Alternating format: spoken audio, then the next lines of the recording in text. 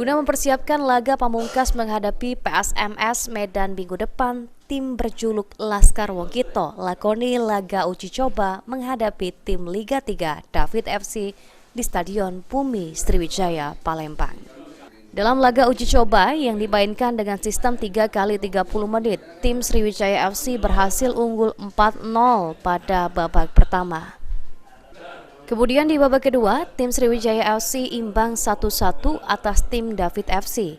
Dan di babak ketiga, tim Sriwijaya FC kembali menambah keunggulan 2-0 dengan total skor akhir 7-1. Pelatih kepala Sriwijaya FC, Henry Susilo, melalui asistennya Octavianus mengatakan, dalam laga uji coba ini pihaknya mencoba melakukan pressing kepada tim lawan selanjutnya.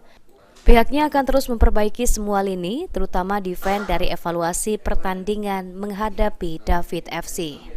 Jadi apa yang kita latih selama ini, selama kita kembali ke Palembang dan kita terapkan di sini peningkatan conditioning pemain, dan itu terlihat kita melakukan press di atas, lawan tidak bisa menguasai bola dengan baik. Di situ kita beberapa kali kita rebut dan kita bikin gol, banyak gol tercipta karena itu tadi pressing yang kita lakukan itu. Kalau secara umum melihat permainan anak-anak gimana, Coach? Ya, progresnya lumayan bagus. Di babak pertama tadi high intensity, sistemnya berjalan dengan baik, semua terlihat baik tadi.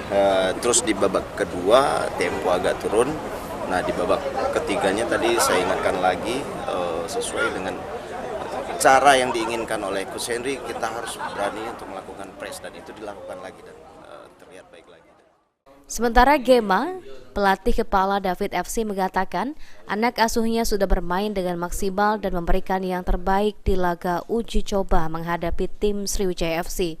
Setelah pertandingan uji coba melawan Sriwijaya FC, nantinya akan dilakukan evaluasi terutama defense guna melakoni kompetisi laga 3. Kita pertandingannya sudah kita siapkan, jadi sudah maksimal, anak-anak sudah bermain dengan baik. Di babak kedua kita hanya ketinggalan 1-0 karena kesalahan. Dan di babak kedua juga kita bermain counter, menyerang ya. Jadi kita juga berhasil mencetak gol ya. Sayang ada 2 kesalahan dari counter tadi, kita juga kebobolan 2 gol, jadi kita ketinggalan skor 2-1.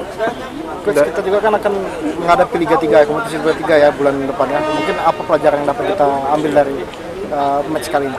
Ya, jadi sudah kita lihat bersama dari pertandingan David FC, sudah kita lihat di mana kelemahan kita, jadi akan kita maksimalkan, akan kita evaluasi untuk di pekan-pekan berikutnya, terutama dari sisi pertahanan. Eki Saputra, PAL TV.